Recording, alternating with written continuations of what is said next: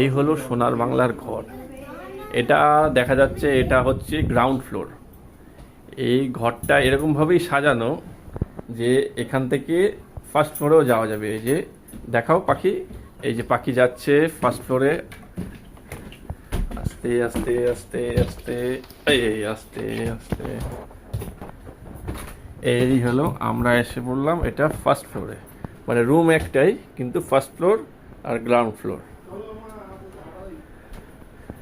এইদিকে একটা আছে, এটা হলো টয়লেট, ওয়াশরুম। নিচেও সেম এরকমই একটা আছে। আর এখান